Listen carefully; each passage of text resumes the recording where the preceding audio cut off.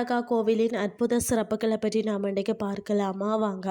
உதயபூரில் இருந்து பார்த்தீங்கன்னா 60 கிலோமீட்டர் தூரத்தில் இருக்கக்கூடிய இந்த கிராமத்தில் தான் இந்த கோவில் அமைந்திருக்கிறது. அதாவது துவாரகைன்னு சொன்னால் பார்த்தீங்கன்னா பல நுழைவாயில்கள் கொண்ட நகரம் என்று பொருள். அதிகாலையில் நல்ல குளிரில் பயணம் செய்வது நல்ல ஒரு அனுபவம்னு தான் சொல்லணும்.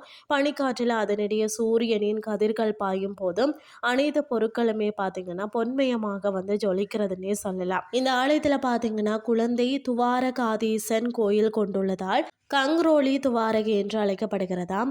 அதாவது புஷ்டி மார்க்கத்தின் 3வது பீடம் இந்த தலம். அதாவது புஷ்டி மார்க்கம் என்பது பார்த்தீங்கன்னா வல்லபாச்சாரியரின் சம்பிரதாயப்படி பூஜைகள் நடைபெறுகிறதாம். அதாவது இந்த தலத்தில் வல்லபாச்சாரியரின் பேரனான பாலகிருஷ்ணன்ஜி பூஜை செய்து வந்தாராம். ஸ்ரீநாத்ஜி கோவஹர்த்தனகிரியில இருந்து வந்தது போல துவாரகாதீஸ் மதுரையில இருந்து 1671 வருடம் பார்த்தீங்கன்னா மகாராணா சிங் காலத்தில் இங்கு வந்தாராம். பிறகு 1676 ராஜ் சம்மந்த் ஏரியை உருவாக்கிய சமயம் அரசர் இந்த கோவிலையும் அதன் கரையில் அமைத்தாராம். கோவிலுக்கு 21 படிகள் ஏறி செல்ல வேண்டும். ஆலயம் உயரத்தில் அமைக்கப்பட்டுள்ளது.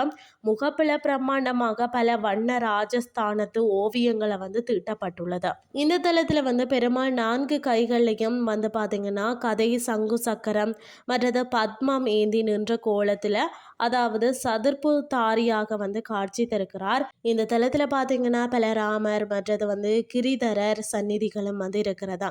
இவ்வாலயத்தில் நிறைய பசுமாடுகளை பராமரிக்கிறார்கள். அவற்றின் பாலை கொண்டுதான் அபிஷேகம் நெய்வேத்தியத்திற்கான பலகாரங்கள் எல்லாம் செய்கிறார்களாம். மற்றது பார்த்தீங்கன்னா துவாரகா புரிவாசனை தரிசித்து விட்டு தான் ராஜசம்பந்த் என்ற பெரிய ஏரியும் அதன் அழகையும் கண்டு கழிக்கலாமாம். இந்த கோவிலில் அடிக்கடி பார்த்தீங்கன்னா நடை சாற்றி சுவாமிக்கு அலங்காரங்கள் நிவேதனங்கள் நடைபெறுமாம். எனவே நாம காத்திருந்து தான் தரிசனம் செய்யணுமாம். சதுர்புஜதாரியாக விளங்கும் விஷ்ணுவை தரிசிக்கும் பேறு பெற்றவர்கள் யோகிகளால் அடைய முடியாத விஷ்ணு பதம் என்ற வைகுண்ட பதத்தை அடைய முடியும் என்பது ஐதீகம். இங்கு ஆராத்தி மிகவும் விசேஷம். ஆராத்தியின் போது அனைவரும் கைதட்டி ஜெயகோஷம் எழுப்பி கிரீதர்நாத் கி ஜெய் துவாரகநாத் கி ஜெய் அப்படின்னு சொல்லி ஆர்ப்பரிப்பார்களாம்.